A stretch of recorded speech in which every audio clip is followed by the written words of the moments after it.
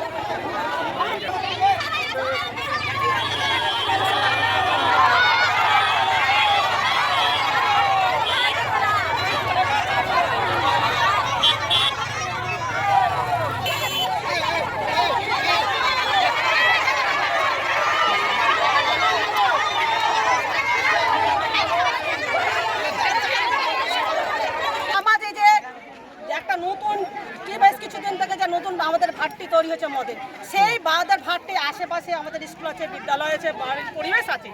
প্রত্যেকে ছেলে মেয়ে স্কুলে যায়, পড়াশোনা করে। আর প্রথমে ইস্তফা করছে আমাদের মদের ভাট্টি।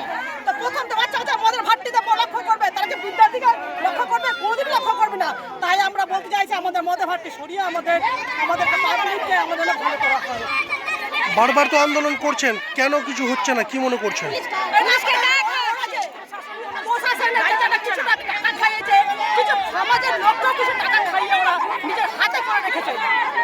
এরা কি অবৈধভাবে বিক্রি করছে না এদেরকে কাগজপত্র আছে, কিছু আছে?